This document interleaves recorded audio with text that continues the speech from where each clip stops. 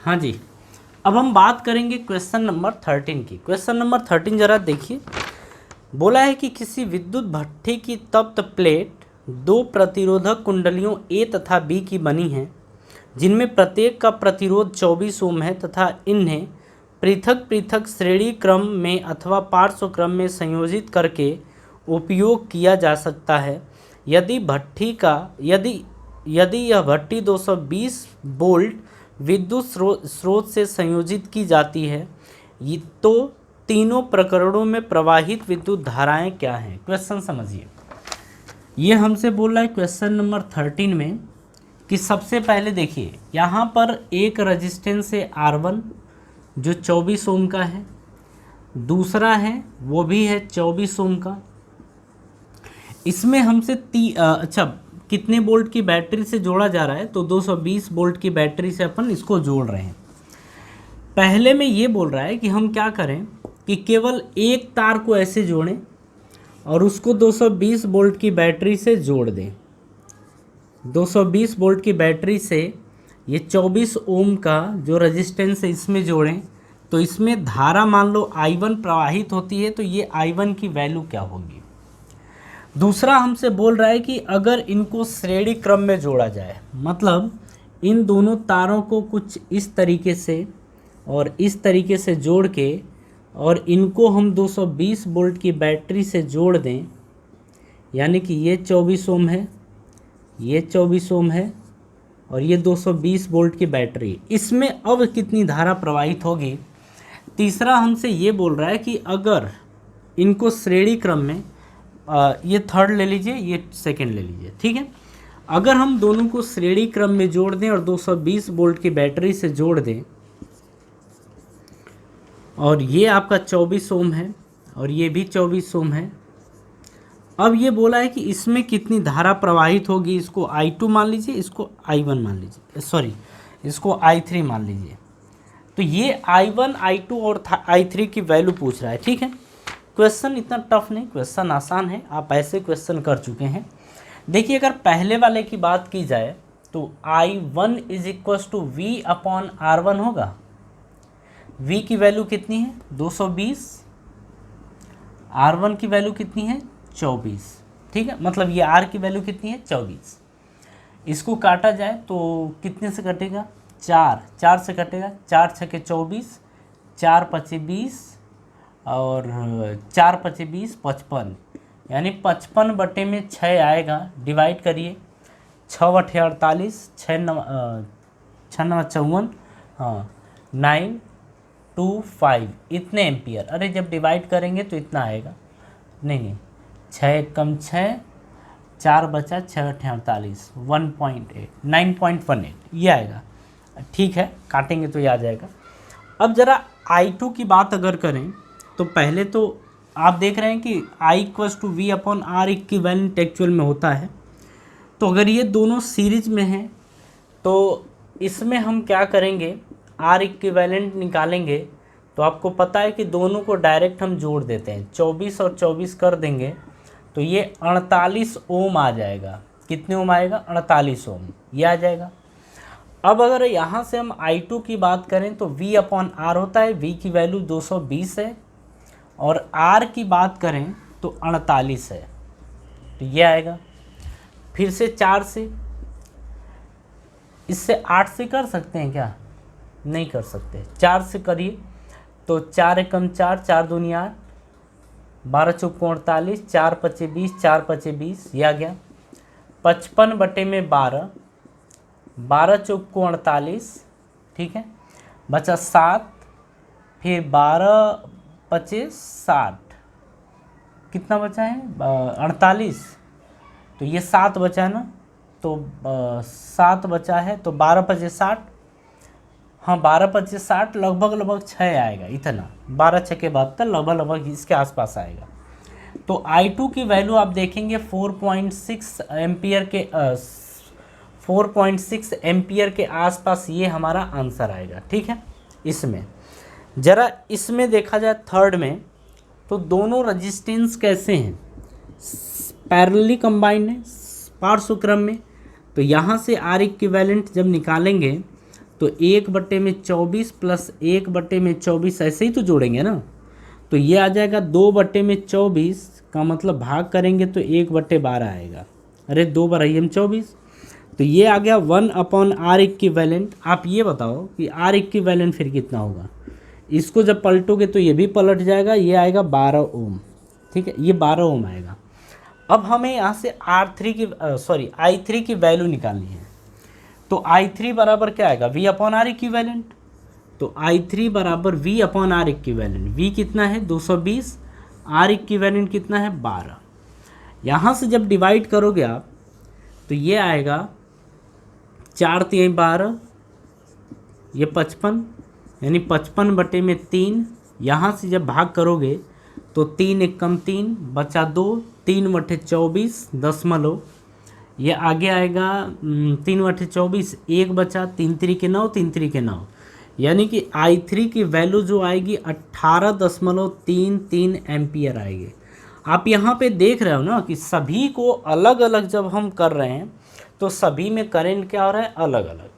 लेकिन जब आपने देखा कि अगर रेजिस्टेंस यानी प्रतिरोधों को अगर हम पैरेलली यानी पार्श्व क्रम में जोड़ते हैं तो वहाँ पर करंट क्या हो गया है, बढ़ गया है, और सबसे अधिकतम करंट यहीं पर आया है। ठीक है, तो इस तरीके से हमारा 13 नंबर का क्वेश्चन कंप्लीट होता है। हाँ जी, चलिए अब हम नेक्स्ट क्वेश्चन देखते हैं। देखिए नेक्स्ट क्वेश्चन क्या दे रखा है।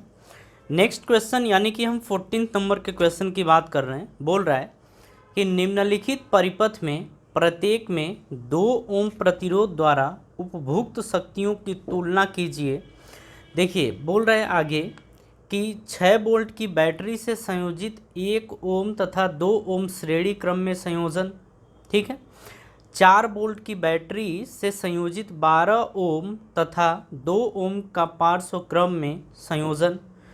ठीक है, अब दोनों शक्तियों में तुलना करना है। ठीक है, तो ये 14 नंबर का क्वेश्चन है, आप ज़रा ध्यान से समझिएगा इसको। ठीक है, बोल रहा है कि जैसे यहाँ पर 2 ओम का जो प्रतिरोध है उसी में शक्ति की तुलना करनी है।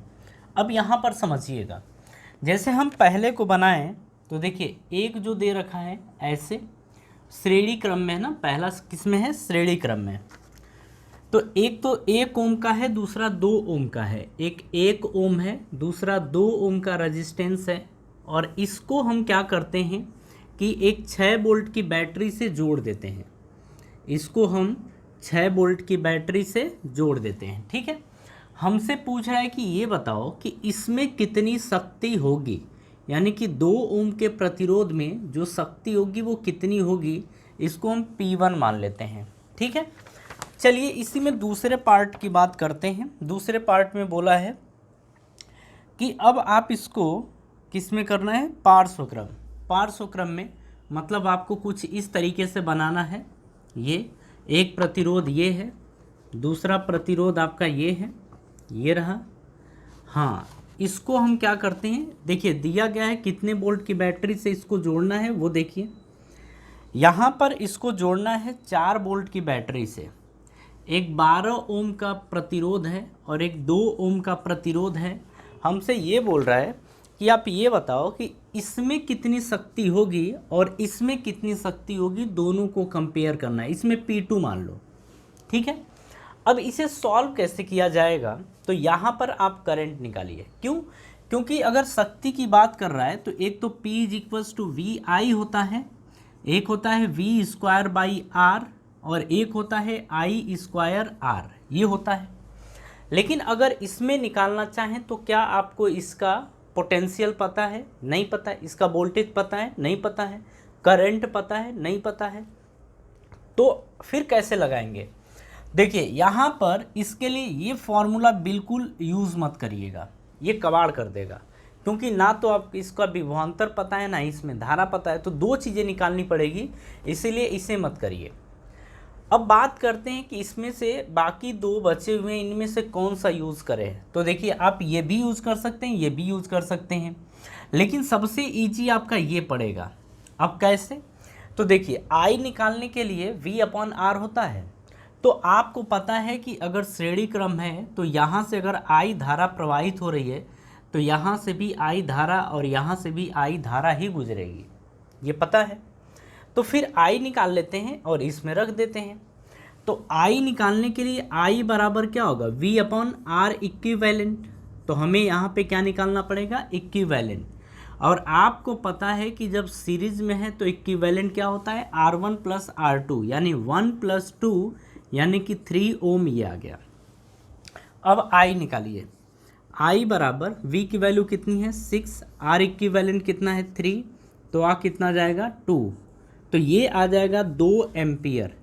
यानी हम इसमें ये बोलने वाले हैं कि इसमें जो धारा प्रवाहित होगी वो 2 एम्पियर धारा प्रवाहित होगी। ठीक है, कहानी ठीक है। आगे समझते हैं। अब अपने को पावर बतानी है कि इसमें पावर कितना होगा। माने हमने P1 माना है, तो P इक्वल्स टू हमें ये यूज़ करना है I स्क्वायर R। I की वैल्यू यहाँ से कितना I प्रवाहित हो रहा है 2, क्योंकि यहाँ से भी I है, यहाँ से भी I है, तो यहाँ से 2 एम्पियर की धारा प्रवाहित हो रही है। तो 2 का स्क्वायर इंटू इसका प्रतिरोध यानी रेजिस्टेंस कितना है 2 है, तो ये आ जाएगा 2 का स्क्वायर 4 और 4 दूनी 8 वॉट। तो यानी कि यहाँ पर यहाँ की जो शक्ति होगी वो कितनी होगी, 8 वॉट के बराबर होगी। कहानी समझ में आ गई।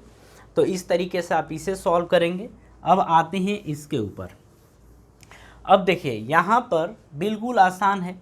आपको पता है कि अगर ये 4 वोल्ट की बैटरी है तो इससे कितना, इसका विभवांतर कितना होगा 4 वोल्ट, इसका विभवांतर कितना होगा 4 वोल्ट। क्यों, क्योंकि समांतर क्रम में जितने वोल्ट की बैटरी होती है उतना ही वोल्टेज सबको मिलता है, ये तो पता ही अपने को। तो अब यहाँ पर कौन सा फॉर्मूला यूज़ किया जाए इसके लिए, तो इसके लिए आप सबसे बेहतर ये यूज़ करिए, ये फॉर्मूला यूज़ करिए। तो यहाँ पर हम बोलेंगे P2 is equals to V square by R। ठीक है, अब R में आपको R इक्विवेलेंट निकालने की बिल्कुल ज़रूरत नहीं है, केवल हमको इसका निकालना है, तो इसी के ऊपर फोकस करेंगे। तो V की वैल्यू कितनी है 4, तो 4 का स्क्वायर अपॉन R की वैल्यू कितना है 2, ये तो 4 का स्क्वायर 16 और 16 बटे में 2 मतलब कितना आ जाएगा 8 वॉट। ठीक है, तो यहाँ पर ये देखने को मिला है कि दोनों में जो पावर होगी, दोनों की जो शक्ति होगी वो कितनी होगी 8 वॉट के बराबर होगी। अगर आपसे पूछ देता है कि P1 और P2 का वैल्यू बताओ, तो ये कहेंगे 8:8, यानी ये आ जाएगा 1:1। अरे 8 से 8 काटेंगे तो 1:1 आ जाएगा। यानी कि इसमें जो पावर है और इसमें जो पावर है, इनका रेशियो अनुपात क्या होगा 1:1। मतलब ये जितना पावर लेगा उतना ही पावर ये होगा। ठीक है, चलिए ये भी देखिए एक अच्छा क्वेश्चन है, तो इसे भी आप गुड क्वेश्चन की कैटेगरी में रख लीजिएगा। ठीक है, चलिए अब नेक्स्ट क्वेश्चन देखते हैं अपन।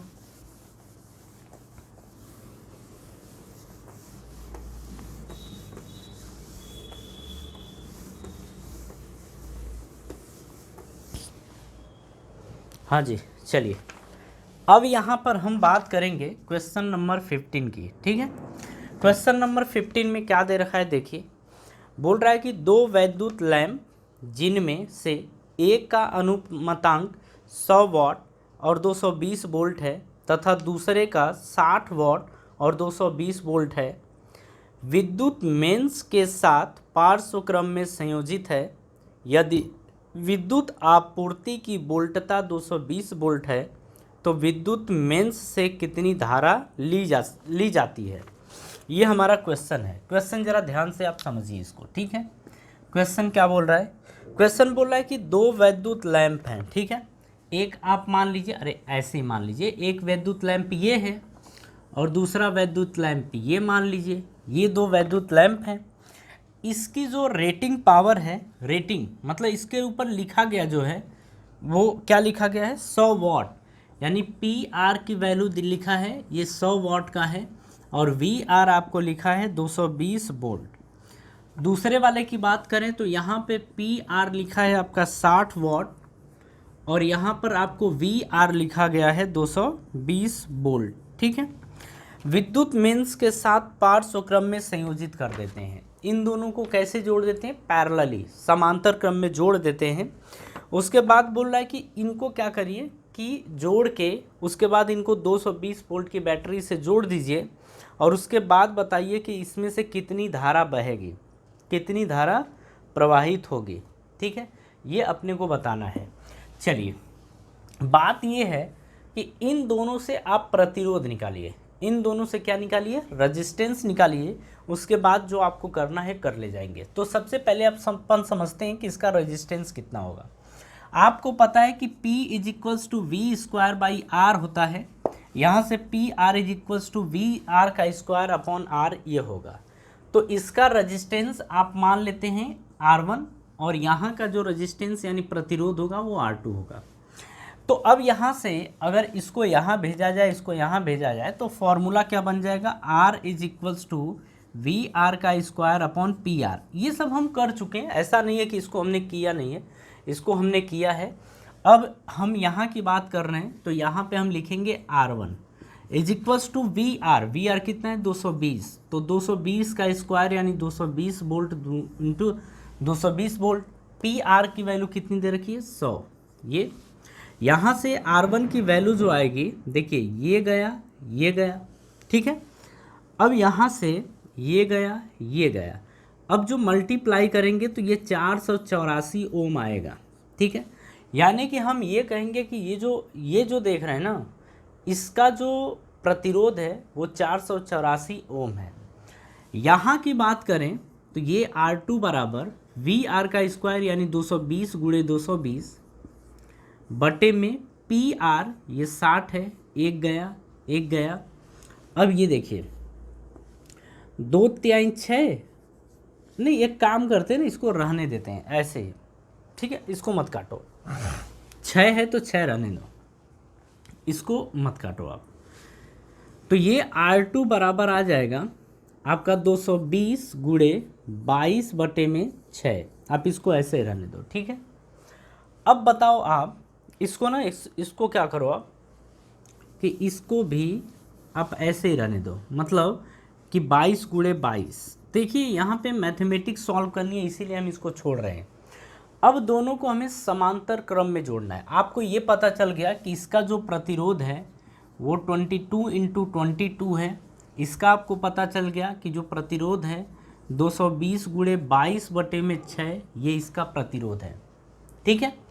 अब हम क्या करते हैं, बाकी को मिटा देते हैं क्योंकि इसकी अपने को अब नीड नहीं है। अब दोनों को हमें समांतर क्रम में यानी कि पैरेलली कंबाइन करना है, पैरेलली जोड़ना है। तो कैसे क्या करेंगे, आपको पता है कि जब भी हम जोड़ते हैं तो हम इसको इस तरीके से समांतर क्रम में जोड़ देते हैं, इस तरीके से इसको समांतर क्रम में हम जोड़ देते हैं, ठीक है। ये आप R1 लीजिए, इसको आप R2 ले लीजिए, ठीक है। इसको 220 वोल्ट की बैटरी से जोड़ना है, 220 वोल्ट की बैटरी से जोड़ेंगे ये। अब हमें इसमें करंट बताना है यानी कि I, यही होगा। अब देखिए आपको पता है कि अगर समांतर में है तो R इक्विवेलेंट आप ऐसे निकालते हैं, 1 upon R equivalent is equals to 1 upon R1। तो 1 अपॉन 22 गुणे 22 ये प्लस 1 अपॉन R2, तो 1 अपॉन 220 गुणे 22 बटे में 6। आप ये करेंगे, ठीक है, आप ये करेंगे। इसके बाद हम लेंगे एलसीएम। अच्छा, ये क्या कर, ये 1 अपॉन 200, ये अपॉन 6 है, ये 6 ऊपर चला जाएगा। ज़रा इसे देखिए, 1 अपॉन 22 इंटू 22 प्लस ये 6 बटे में 220 गुणे 22 ये बनेगा, ठीक है। अब ज़रा एलसीएम लीजिए, तो जब इनका आप एलसीएम लेंगे तो ये आएगा 220 गुणे 22, अरे ये वाला आएगा। इससे कट करेंगे 10 बार में कटेगा, तो 10 का 1 में गुणा करेंगे तो 10 आएगा, प्लस इससे काटेंगे 1 बार में कटेगा तो 1 का 6 में गुणा करेंगे तो 6 आएगा। तो ये आ गया 1 अपॉन R इक्विवेलेंट बराबर इतना, ठीक है। और ये 10 6 16 आ जाएगा। ज़रा पलटिए, पलटेंगे तो R इक्विवेलेंट बराबर आएगा 220 गुणे 22 बटे में 16, ये आपका आ जाएगा, मतलब इतना ओम आएगा। तो देखिए हम ऐसा अभी जानबूझ के कर रहे हैं क्योंकि इसकी अभी ज़रूरत है, ठीक है। अब हमें करंट निकालना है कि इसमें कितना वैद्युत धारा प्रवाहित होगा। तो I इज इक्वल्स टू होता है V upon R equivalent. V की वैल्यू कितनी है 220, R इक्विवेलेंट कितना देख रहे हैं ये, तो आप लिखेंगे 220 गुणे 22 बटे में 6 बटे में 16, बटे में क्या लिखेंगे 16, तो बटे में 16 लिखिए। आप यहाँ पर एक चीज़ देख रहे हैं कि ये 220 बटे में ये अपॉन ये है, तो आप इसको 220 बटे में 1 लिख सकते हैं, ठीक है। बीच का बीच में गुणा कर दिए, नीचे का ऊपर करेंगे, तो I बराबर आ जाएगा 220 गुणे 16 बटे में 220 गुणे 22, ये आपका आ जाएगा। इससे ये कैंसिल हो गया, ठीक है। इसको काटिए, 2 अट्ठे 16, 2 ग्यारह 22, ये 8 बटे में 11 आ गया। जरा इससे डिवाइड करिए, तो 11 सते 77, ये कितना बचा 3, तो 11 दूनी 22, फिर 11 सते 77, 11 दूनी 22, 11 सते 77, इतना एम्पियर आएगा। मतलब हम ये कहेंगे कि ये जो क्वेश्चन था, इसमें जब इन दोनों बल्ब को जब हम पैरेलली कंबाइन करेंगे, तो इसमें जो धारा प्रवाहित होगी, अगर इतने वोल्ट की बैटरी से जोड़ दें तो इतना धारा इसके अंदर प्रवाहित होगी। कहानी समझ में आ रही है? देखिए, ये भी क्वेश्चन अच्छा क्वेश्चन है। क्यों? क्योंकि इसमें आप देख रहे हैं कि जब क्वेश्चन ऐसे दिया होगा तो पी आर वी आर दिया होगा, तो हमें सबसे पहले इसका प्रतिरोध निकालने की ज़रूरत पड़ेगी। जब इसका आप रेजिस्टेंस निकाल लेंगे, प्रतिरोध निकाल लेंगे, तभी आगे आप कंटिन्यू कर पाएंगे। ठीक है, बात समझ में आ गई? चलिए, तो इतना हो गया, फिर आगे मूव करते हैं।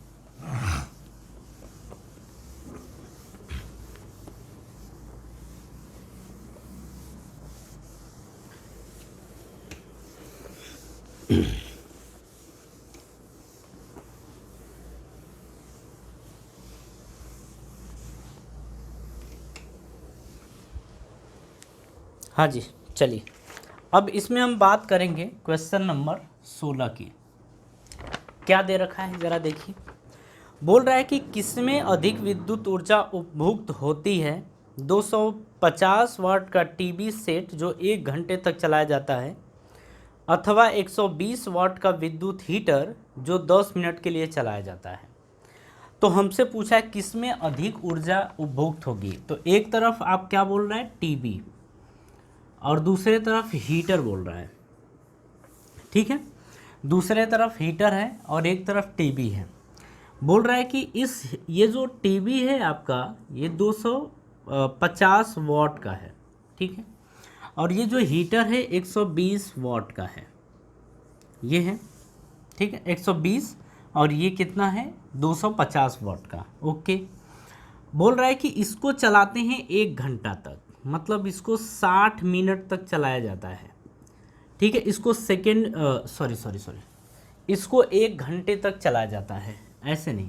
कितनी ऊर्जा व्यय होगी अपने से ये बोल रहा है। ठीक है, तो यहाँ पर हम कहेंगे कि ये चलाया जाता है 1 घंटा यानी 1 आवर, ये चलाया जाता है आपका 10 मिनट। तो आप इसको क्या करिए, यूनिट में बदलिए। ठीक है, यूनिट भी क्या होता है, ऊर्जा व्यय ही होता है। आप यूनिट में लिख लीजिए या जूल में, आपको जैसा अच्छा लगे आप वैसा कर सकते हैं इस क्वेश्चन के अंदर। ठीक है, हम क्या करते हैं, इसको वॉट में कन्वर्ट करते हैं। ठीक है, नहीं, यूनिट में। तो ये आपका P दिया है, ये आपका T दिया है, ये आपका P है और ये आपका T है। आपको पता है कि अगर हम नंबर ऑफ यूनिट की बात करें, नंबर ऑफ यूनिट यानी यूनिटों की संख्या, इसकी बात करें तो इसका फार्मूला होता है P, और P किस में होता है, वॉट में। P किस में होता है, वॉट में, इंटू T किस में होता है, घंटा यानी आवर में, ये अपॉन 1000, ये फॉर्मूला बनता है। ठीक है, अपॉन 1000 ये फॉर्मूला।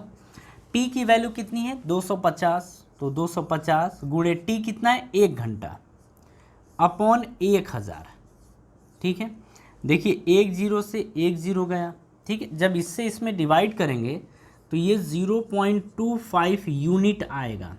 नहीं, इसको किलोवाट में पहले लिखिए, ये आएगा 0.25 किलोवाट आवर, क्या आ गया, किलोवाट आवर, ये आ गया किलोवाट घंटा, और इसी को क्या बोल देते हैं, यूनिट, यानी नंबर ऑफ यूनिट, यही होता है। ठीक है, जरा यहाँ की कहानी को अब समझा जाए। देखिए यहाँ पर अगर हम नंबर ऑफ यूनिट निकालें, नंबर ऑफ यूनिट अगर यहाँ पर निकालें तो P की वैल्यू 120 है, गुणे T की वैल्यू 10 मिनट है, और 10 मिनट को हमें घंटा में कन्वर्ट करना है। आपको पता है कि 60 मिनट जो होता है वो 1 घंटा के बराबर होता है, 1 मिनट जो होता है 1/60 घंटा के बराबर होता है। तो 10 मिनट कितने के बराबर होगा, तो 10 गुणे 1/60 यानी 1/6 घंटा के बराबर होगा। यानी 10 मिनट कितने बराबर होगा, 1/6 घंटा के बराबर। तो 1/6 बटे में 1000 आप ये करेंगे। ठीक है, ज़रा डिवाइड करिए, 6 दूनी 12, ये आ गया 20। अब देखिए 20 बटे में आपका 1000 दिख रहा है। जब डिवाइड 1 0 से 1 0 काटेंगे, जब डिवाइड करेंगे तो 0.02 किलोवाट घंटा आएगा, किलोवाट घंटा इतना आएगा। यानी कि हम ये कहेंगे कि जो यहाँ से खर्च होगा, जो ऊर्जा खर्च होगी वो इतने यूनिट खर्च होगी और यहाँ पर इतने यूनिट खर्च होगी। ठीक है, तो हमसे ये बोला है कि किसमें अधिक विद्युत ऊर्जा उपभोग होगी, तो आप कहेंगे कि जो टीवी है जो 1 घंटे तक चलाया जाता है उसमें ज़्यादा ऊर्जा खपत होगी, और जो आपका हीटर है उसमें कम ऊर्जा खपत होगी। ठीक है, बस इसमें यही पूछा था कि किसमें अधिक विद्युत ऊर्जा उपभोग होगी। इसी तरीके से सॉल्व कर लेंगे, या अगर आप चाहें इसको तो एक हम बता दे रहे हैं, इसको जूल में भी आप लिख सकते हैं। ठीक है, तो W = PT होता है, ये समझ गए ना। अगर हमें एक्चुअल में ये जो निकालते हैं ये तो आपको पता ही है कि ये कार्य या ऊष्मा निकालते हैं। अब देखिए P = W/T होता है, तो यहाँ से W = लिख सकते हैं P × T, ये ठीक है। अब यहाँ पर जो हम जूल में अगर निकालने जा रहे हैं तो ये वॉट में और ये सेकेंड में होना चाहिए। तो 1 घंटा में कितना सेकेंड होता है, 60 × 60 यानी कि 3600 सेकेंड होता है। 1 घंटा में 3600 सेकेंड होता है। तो W = P, P की वैल्यू कितनी है 250 और T की वैल्यू कितनी है 3600, ये ठीक है। तो इतना जूल आपका मल्टीप्लाई कर दें, चलो मल्टीप्लाई करते हैं, ये 3 आ गया, 25 छके 150, 15 बचा, 25 3 75 और 75 15 कितना होगा 90, ये आपका आ जाएगा 90, इतना जूल आपका आएगा। ठीक है, जरा यहाँ देख, अरे ठीक है ना देखिए इतना टफ नहीं है, ये आसान है, आप आराम से कर ले जाएंगे, कोई दिक्कत नहीं है। यहाँ की बात करें तो इसको जब सेकेंड में कन्वर्ट करेंगे तो 10 × 60 यानी कि 600 सेकेंड आएगा। ठीक है, 600 सेकेंड। तो W = PT, P की वैल्यू 120 × 600, ये आ जाएगा 12 छके 72, 72,000 जूल। जबकि आप देखिए ये कितना है 9 लाख जूल है और ये 72,000 जूल है। इसमें आप समझ गए कि इसका मतलब कि ये जो टीबी होगी ये ज़्यादा ऊर्जा खपत करेगी। आप देखिए दोनों तरीके से सॉल्व कर सकते हैं। पहला वाला जो सॉल्व किया था, नंबर ऑफ यूनिट निकाला था, वो भी ऊर्जा ही है, ऊर्जा व्यय है, ये भी ऊर्जा व्यय है। तो आप चाहें तो इस तरीके से निकालिए या उस तरीके से निकालिए, आपका आंसर सही होगा।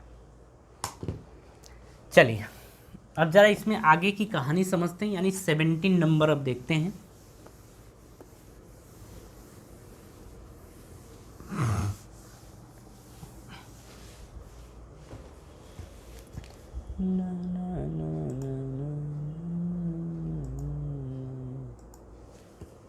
आ जाइए भैया।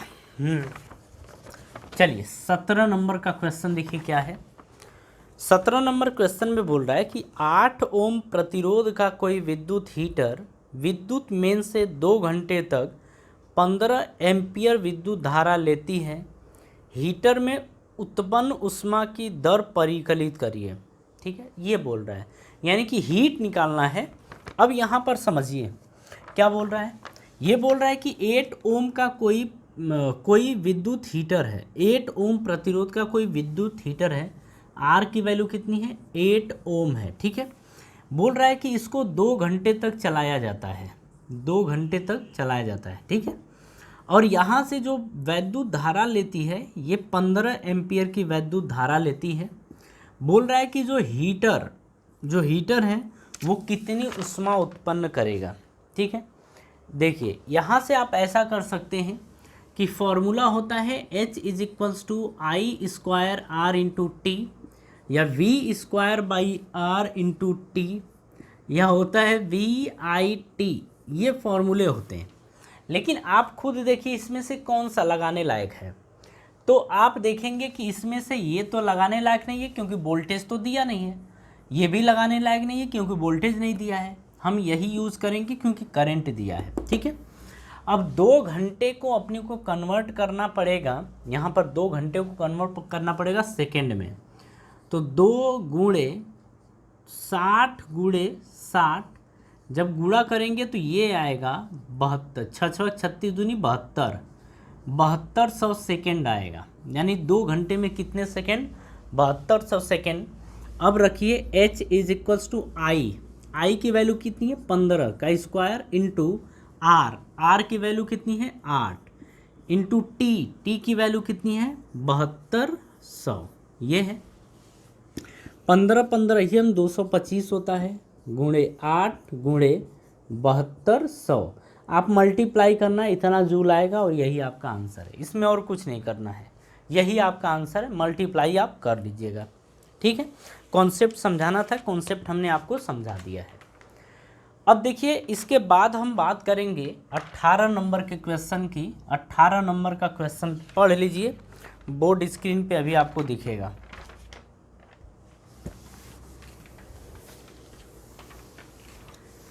हाँ जी, 18 नंबर के क्वेश्चन में बोल रहा है कि निम्नलिखित को स्पष्ट कीजिए। पहला इसमें बोल रहा है कि वैद्युत लैंप, पहले की बात कर रहे हैं, बोल रहा है कि वैद्युत लैंपों के तंतुओं के निर्माण में प्रायः एकमात्र टंगस्टन का ही उपयोग किया जाता है, क्यों। तो देखिए हम कह रहे हैं कि जो वैद्युत लैंप होते हैं उसमें जो टंगस्टन होता है, टंगस्टन का उपयोग करते हैं। इसका कारण ये होता है कि जो टंगस्टन होता है इसकी प्रतिरोधकता बहुत ज़्यादा होती है। अब जब प्रतिरोधकता ज़्यादा होगी तो प्रतिरोध भी ज़्यादा होगा, और जब प्रतिरोध ज़्यादा होगा इसका मतलब कि जो वैद्युत धारा प्रवाहित हो रही है उसको रोकने की शक्ति इसके अंदर ज़्यादा होगी, जिससे तार क्या होगा, गर्म हो जाएगा, और गर्म हो के ही ये हीट प्रोड्यूस करेगा, यानी कि ऊष्मा उत्पन्न करेगा। इसीलिए जो वैद्युत लैंप होते हैं उनमें हम टंगस्टन का उपयोग करते हैं, क्योंकि उनकी प्रतिरोधकता ज़्यादा होती है। बाकी एक्सप्लेनेशन आपने देख लिया है, ठीक है। और अगर अपने हिसाब से देखना चाहें तो आप बोर्ड स्क्रीन पे देख लीजिए, ठीक है। चलिए नेक्स्ट की अब बात करते हैं हम। नेक्स्ट क्या है, बोल रहा है कि विद्युत तापन युक्तियों जैसे ब्रेड, टोस्टर तथा विद्युत इस्त्री के चालक शुद्ध धातुओं के स्थान पर मिश्र धातुओं के ही क्यों बनाए जाते हैं। देखिए मिश्र धातुओं के इसलिए बनाए जाते हैं क्योंकि इनकी प्रतिरोधकता ज़्यादा होती है। अब आपने ऊपर वाला जो देखा है ना, सेम वही केस है कि प्रतिरोधकता ज़्यादा होती है, जिससे प्रतिरोध ज़्यादा होता है, जिससे ये बहने वाली धारा को ज़्यादा से ज़्यादा रोकने में सक्षम होते हैं। दूसरी बात होती है कि इनका गलनांक बहुत कम होता है, मतलब गलनांक इनका बहुत अधिक होता है, मतलब बहुत अधिक टेम्परेचर पे ये गलते हैं। तीसरी बात ये होती है कि इनका संक्षारण बहुत कम होता है, ठीक है, मतलब ये जल्दी से ख़राब नहीं होते हैं, इसीलिए मिश्र धातुओं के ही यूज़ किए जाते हैं, ठीक है। नेक्स्ट है, यानी कि सी की बात करें तो बोल रहा है कि घरेलू विद्युत परिपथों में श्रेणी क्रम संयोजन का उपयोग क्यों नहीं किया जाता है। बात यह है कि श्रेणी क्रम संयोजन का उपयोग अगर हम करेंगे तो मान लो कि कहीं से एक तार टूट गया, कहीं से भी तार टूट गया तो पूरे घर की बत्ती गुल हो जाएगी, बिजली की पूरा का पूरा ख़त्म, ठीक है। और इसमें एक बात और होती है कि जैसे एक स्विच को ऑफ करना चाहें, मान लीजिए घर में अगर श्रेणी क्रम में हमने सभी को जोड़ दिया है और अपने को ठंडा लग रहा है, तो ठंडा लगने के कारण हम पंखा बंद करने गए तो पूरी घर की बिजली गुल हो जाती है।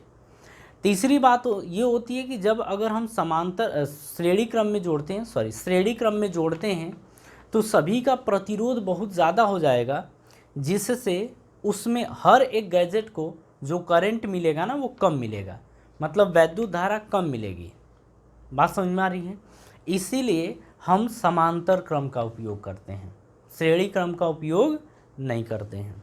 ठीक है, चलिए अब बोल रहे हैं डी में कि किसी तार का प्रतिरोध उसकी अनुप्रस्थ काट के क्षेत्रफल में परिवर्तन के साथ किस प्रकार परिवर्तित होती है। कुछ नहीं, ये मैथमेटिक्स है। यहाँ पर हम कहेंगे कि R जो होता है यानी प्रतिरोध इन्वर्सली प्रोपोर्शनल टू A होता है। कहने का क्या मतलब है कि अगर तार की मोटाई ज़्यादा होगी तो उसका प्रतिरोध कम, और तार पतला होगा तो प्रतिरोध ज़्यादा होगा, बस इतना ही है। ठीक है, चलिए नेक्स्ट की बात करते हैं। विद्युत संचारण के लिए प्रायः कॉपर तथा एल्युमिनियम के तारों का उपयोग क्यों किया जाता है। यहाँ पर बोल रहा है कि विद्युत संचारण के लिए इसका उपयोग क्यों करते हैं, क्योंकि इनकी प्रतिरोधकता बहुत कम होती है।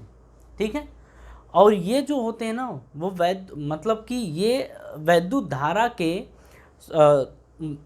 धारा प्रवाहित इनमें ज़्यादा अच्छे से हो जाती है। ऐसा बोल सकते हैं कि इनमें वैद्युत धारा जो अच्छे से प्रवाहित हो जाती है और इनकी प्रतिरोधकता और प्रतिरोध कम होता है, इसीलिए इनका उपयोग हम करते हैं। ठीक है, वैद्युत संचारण के रूप में। बात समझ में आ रही है? देखिए सारी बातें यहीं पर ख़त्म हो गई, ये चैप्टर पूरी तरीके से कंप्लीट हो गया। ठीक है, अब इसके बाद जो नेक्स्ट लेक्चर आएगा इसके बाद वो एक अलग टॉपिक होगा। ठीक है, उसे भी आप देखिएगा, उसमें भी काफ़ी आपको मज़ा आएगा।